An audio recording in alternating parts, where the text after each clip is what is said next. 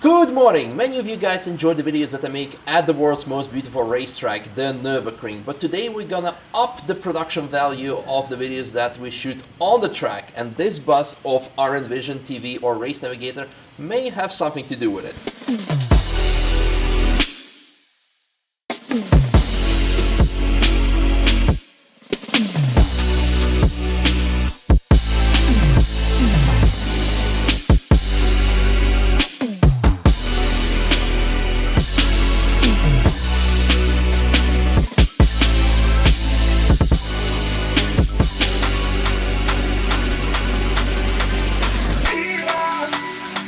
And meanwhile, we are joined by Tim from Race Navigator. Hi. Hi. And also our BMW M3 E92, which has received the Race Navigator RN Pro, which Tim gonna explain us more in detail. Many of you guys, well, some of you guys who are really into motorsports, into track times, into Nürburgring data analysis, already know what Race Navigator is, but many of you don't.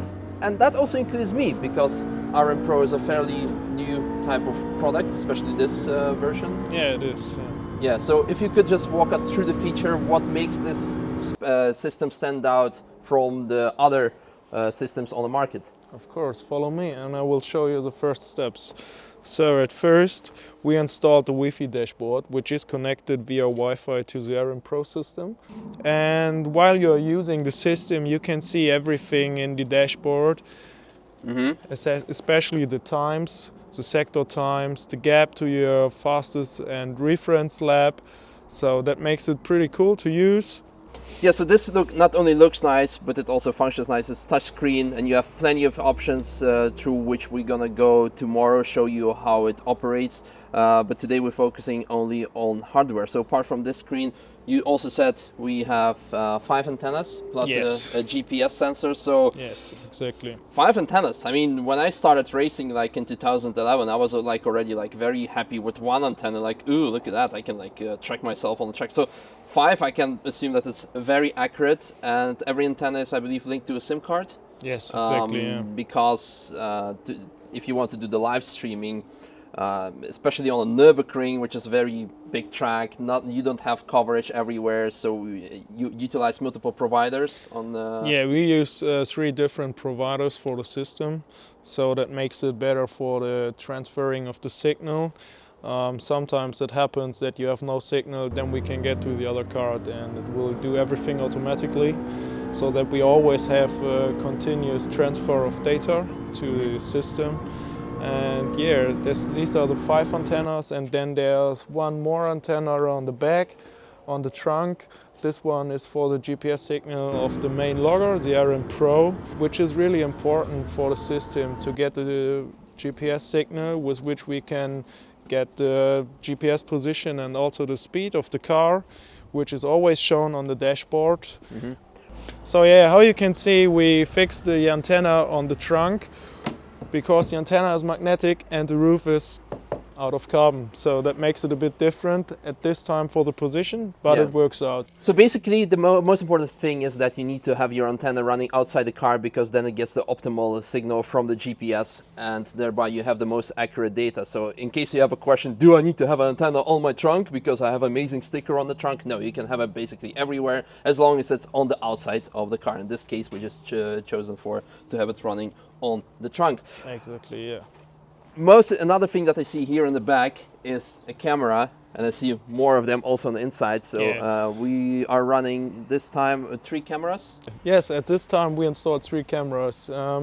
One of them is a full HD camera, which is installed here, which is going up to the front, and then there are 2 more cameras. One is going up to the inside, to the driver and to the passenger, and one is going out of the back window. So the other ones, the 2 ones are VGA cameras, and the other one is full HD, as I said.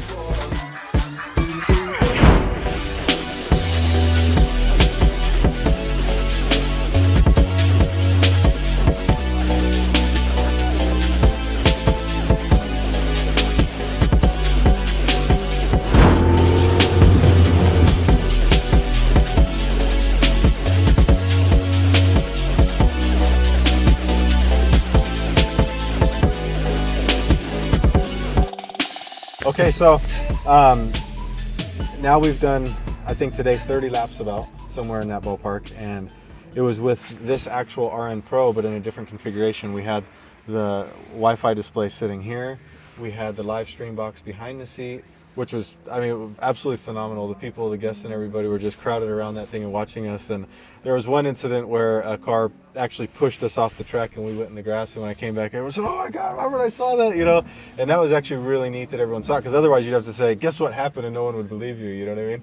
Yeah. So that was really neat to have the live stream box in, and for the people sitting in the lounge to be able to see that was just phenomenal. They had something to watch all day when they weren't, you know, actually sitting in the car driving. So it was really cool.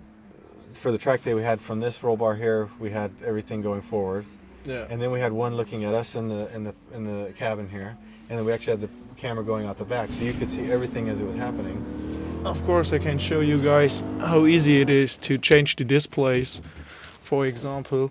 Yeah. So in case you want to swap the system or you want to change the device, you can remove the cameras and stuff, and then you have only the main logo and you can place it anywhere in the car. So Right. it makes it really, really flexible, and it's always up for your needs. So that's pretty cool. Yeah, that's nice. Today of the laps that we did today, a lot of them, well, really all of them were passenger laps. We had passengers in the car, and those passengers jumped in and they stuck a USB in. Yeah. And we then logged all of our laps onto the device, and then we put them on the USB. So we had 6 customers that were jumping from this car to the M2, the M4, and the GT86, and our Polo. So we had 5 cars that they were jumping from, and they took their USB stick and stuck it into each car they got in. That was their personal USB stick. And we have it on our devices, and they now have it on their USB, and they're already at home Yeah. watching it on their computers if they want to. We don't have to do any work after that. All of them have a really good memory. Right. Yeah.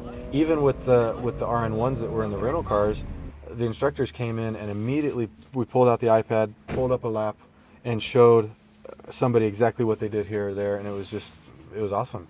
It was the easiest system that I could imagine using. It was just, and that what I really personally like is that I don't have a ton of time. We go do laps and then that's it. Yeah. And I'm downloading an entire lap in 30 seconds. If Yeah. that, maybe 15 seconds, I'm downloading an entire lap. And that's amazing. We can do it now. So Yeah, I have the let's see how long iPad it takes, here. yeah. Okay, We found this was the first lap today yes. at 9 o'clock this morning. We've got the data and the video selected, and now we can hit download and see how long it takes.